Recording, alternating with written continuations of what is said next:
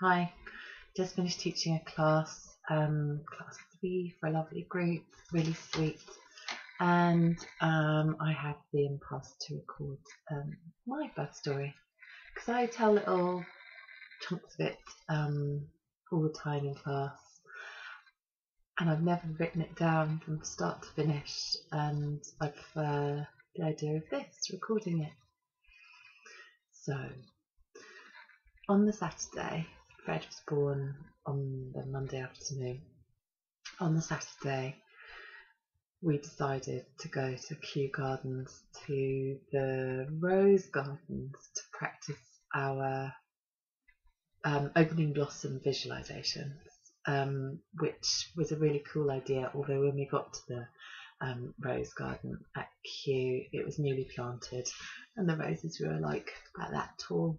There were some beautiful blooms on them, but I had thought that it would be more of a sort of hedge-sized thing. Anyway, so we got there, had a lovely picnic, and I was very full up with baby, but Fred was pushing and nudging with his head. He was getting ready to come. And we travelled up to Kew on the boat from Westminster, I think, and went back on the boat too. And I remember a feeling of intense anxiety about getting on the boat with strangers, and that there wouldn't be a seat and that no one would give me a seat to sit down, even though I was massively pregnant, and of course someone would have given me a seat, but at the time it was a big concern of mine. I wonder if that's got something to do with fear of strangers around a person, a woman, when she wants to go into labour and give birth, and I'm sure it had a lot to play on my mind at that juncture. Anyway, we got home and we had a nice meal, and I think we played Scrabble and went to bed and practiced a little bit, and then the next day took it easy, had a lay-in, and I decided that I absolutely had to mow the lawn because I was convinced that I'd never have time once my son was born. So I mowed the lawn, and it's not an electric lawnmower, it's one of those push me, pull me type, really hard graft machines. It's only a small lawn, but still my neighbour popped his head over the fence and he said to me, should you be doing that in your condition? And I said, yeah, I'm fine. And there I was in my bikini with my big bump and my trainers.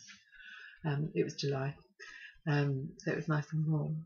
Anyway, so that evening decided to have a nice early night. I was getting some tightenings, but I still didn't know that it was going to be the next day, that he was going to come, and then still quite light into the evening, so I'm not sure what time really it must have been. But when I went for my sort of last pee before bed, there was a little gush of waters releasing, not a massive amount, but a little gush.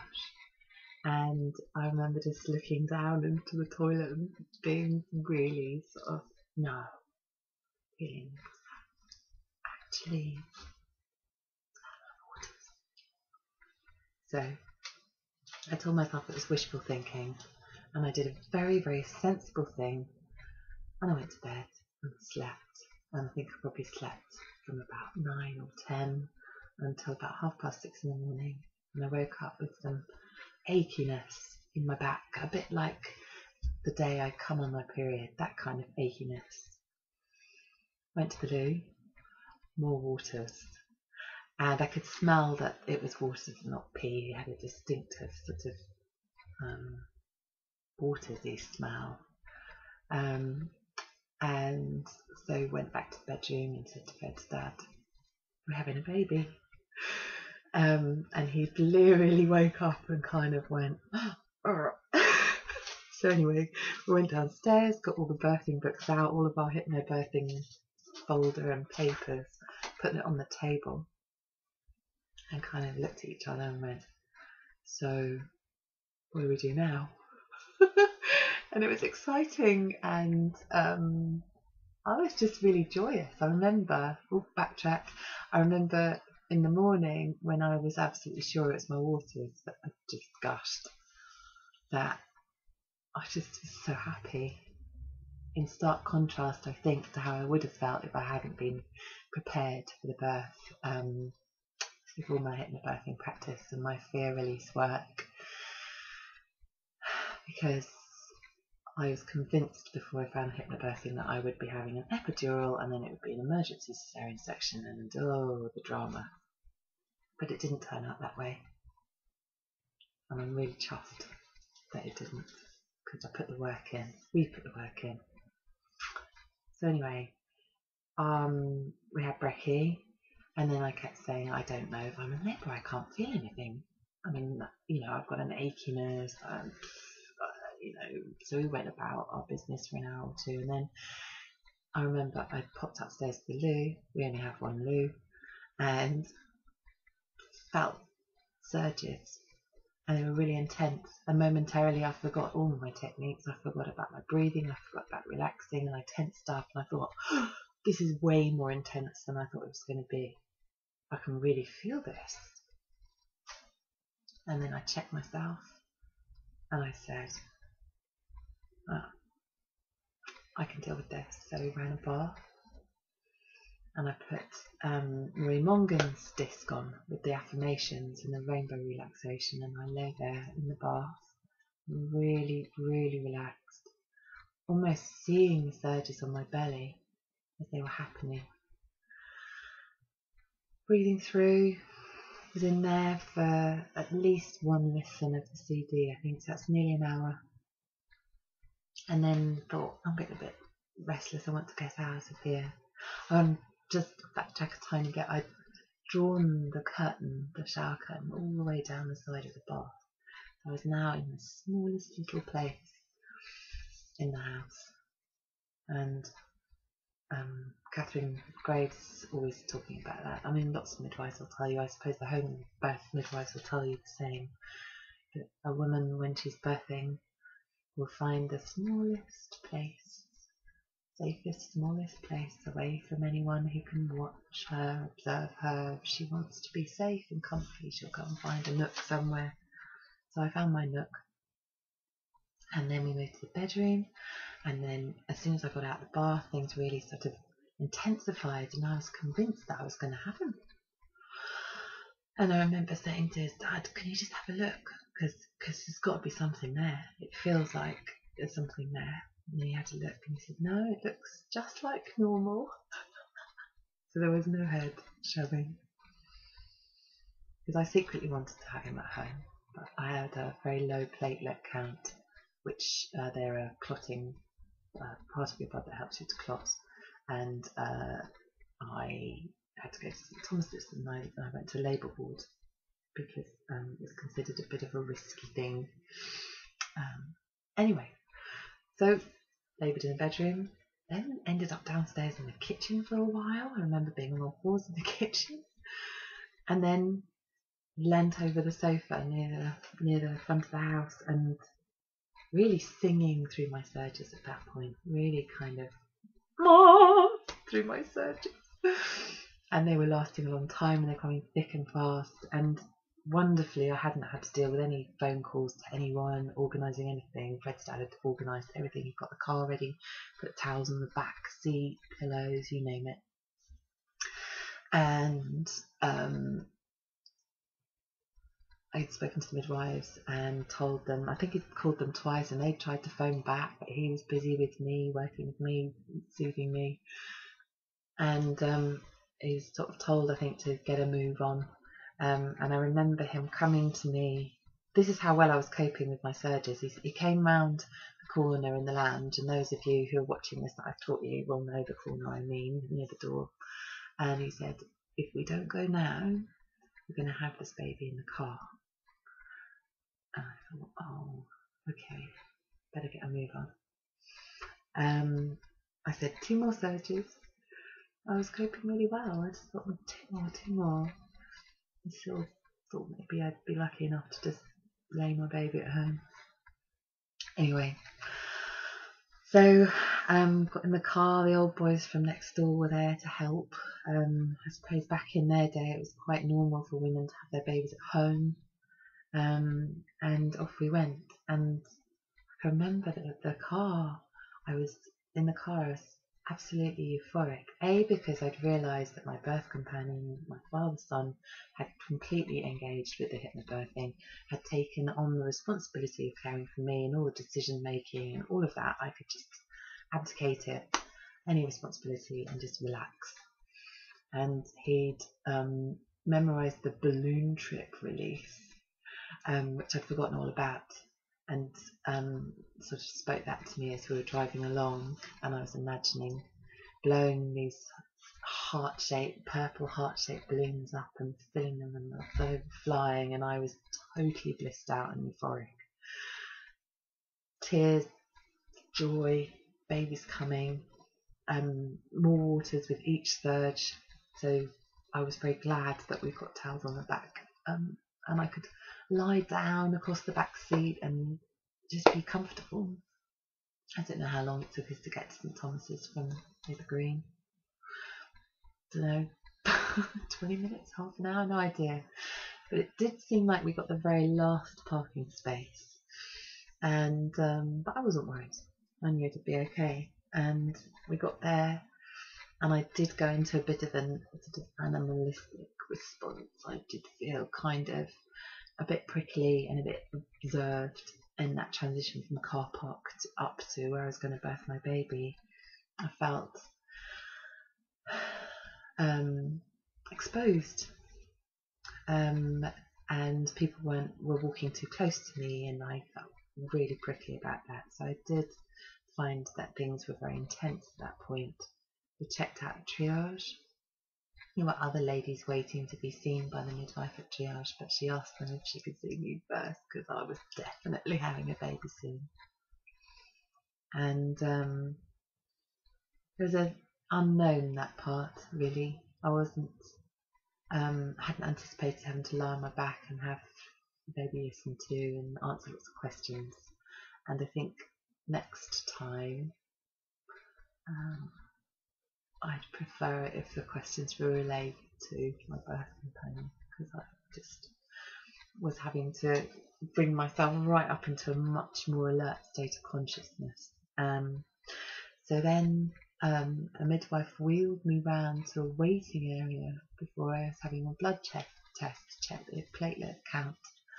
And she, it's a funny old wheelchair, instead of pushing me forwards, you're kind of facing backwards. Anyway, so she tried to leave me in this room with all these strangers, which is obviously the antithesis of what you want when you're in the middle of having a baby. A complete load of strangers looking at you as another huge surge was coming on.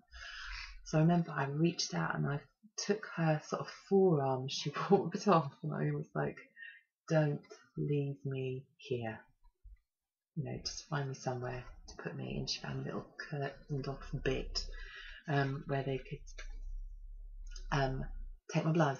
And I was having surgeries, and I think that's where I had a VE, a vaginal examination, because I'd agreed to one when we arrived, and I was 5 centimetres. So I was delighted. That was about 12:30, I think, 1 o'clock. I'm not entirely sure.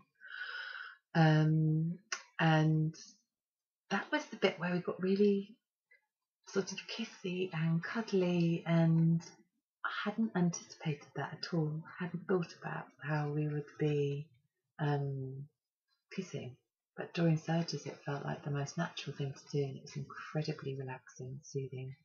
Hugs and kisses during surgeries, breathing and kissing, brilliant. And then we went off to the room where I was going to have Fred, and I think I went in the little wheelchair again. And I remember being in that room, and there were quite a few people, and there was one midwife just beside me who asked me 3 times whether I wanted some gas and air. And I remember feeling a bit agitated by her. I wanted to say, well, I think I did say, no, can you please stop asking me? The thought of gas and air, I hadn't thought about needing any gas and air or wanting it even. But the first thing that occurred to me was, if I have that, I won't be able to concentrate. I won't be able to think about the scripts that are being read to me or the tracks that I'm listening to or go to that place in my mind. So that was a no. And she wasn't there for the birth. I had a midwife and a student midwife. The lady taking my blood was called Rose. And she was there and we were having a laugh and a joke. And then a guy with a light bulb walked into the room because he wanted to fit that. And it felt like there was a huge crowd. And that's when I looked at Fred's dad. And I talk about this in class. I say, you need to develop the look.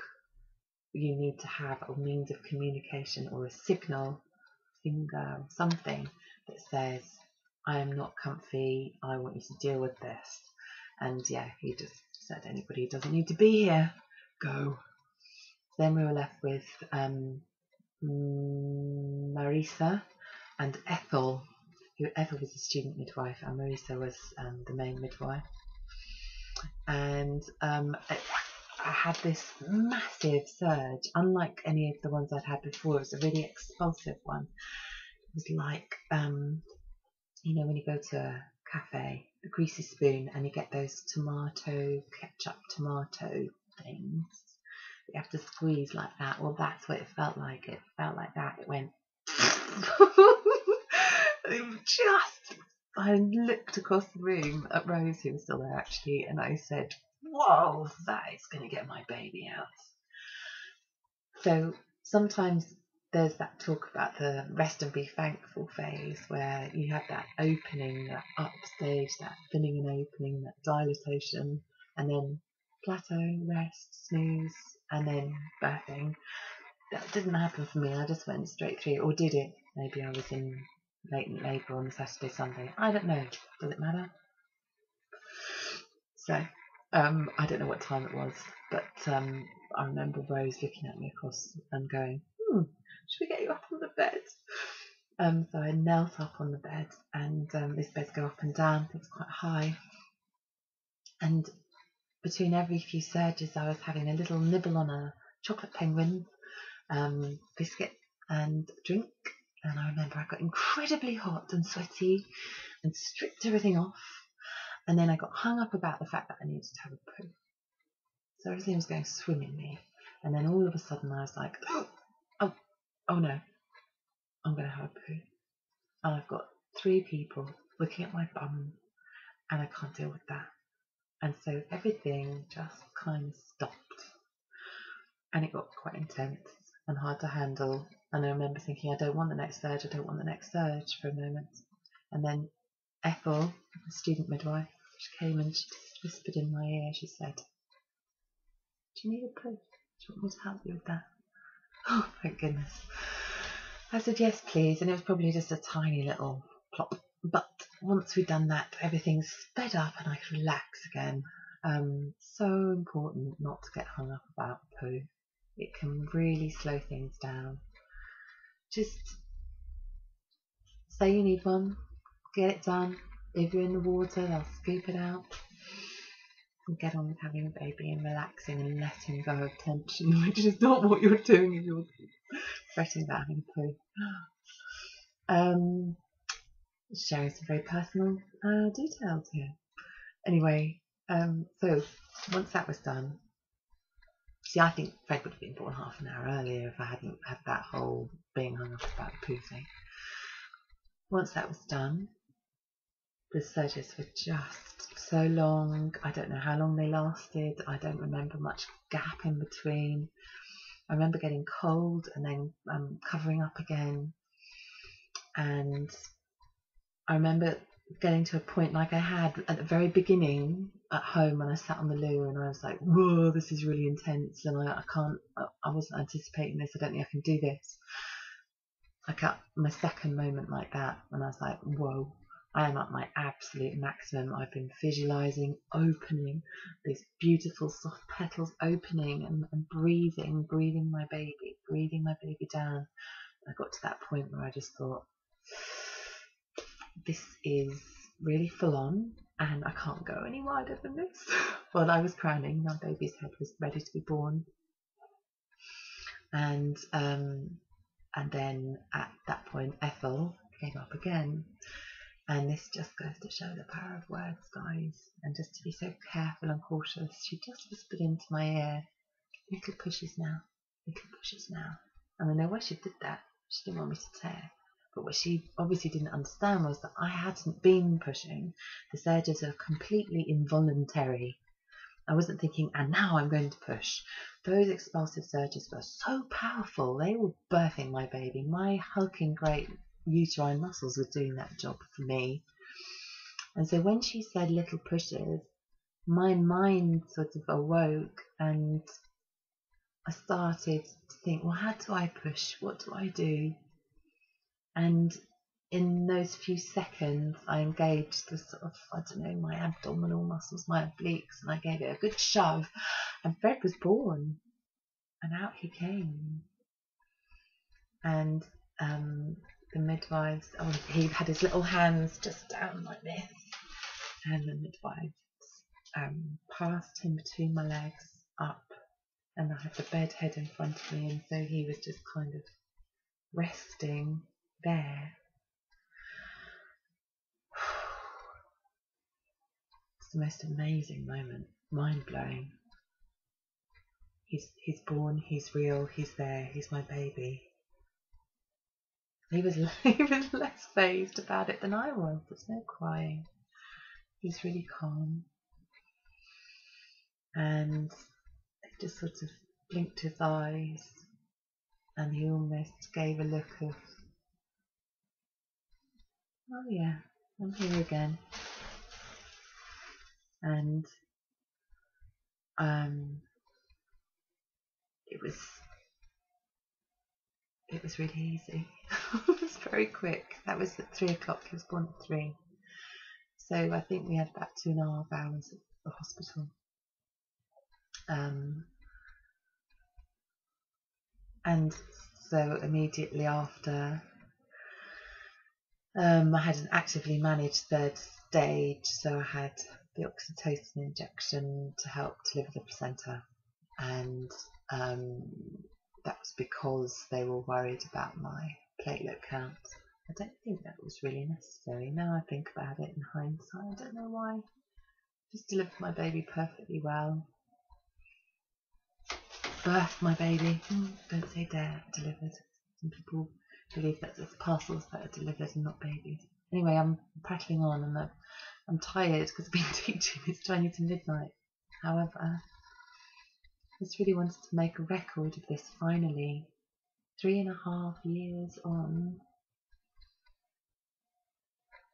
But it's very possible and empowering. And you can be superbly calm.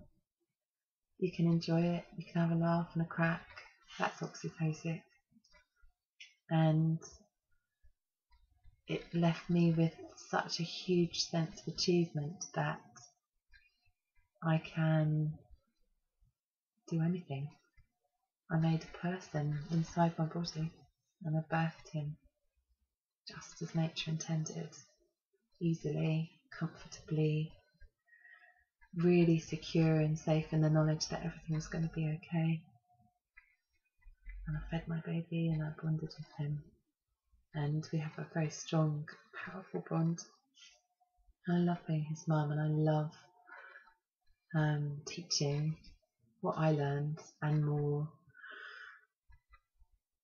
I just stayed in overnight at St Thomas's, and I remember there were 3 other ladies in the room with me who stayed in overnight, and they hadn't had a very nice time, and I always felt guilty. I felt like I was gloating that I'd had such a brilliant birth, and I got over that fairly quickly and got on with enjoying my baby. But as we left, the midwife who'd been caring for us that morning said to me, "You don't look like you've just had a baby." And I said, "I don't feel like I've just had a baby." And I wanted to do it again. So that's it. Probably a few bits I could have added in, but at 25 minutes, that's more than enough. Thank you very much. Happy birthing.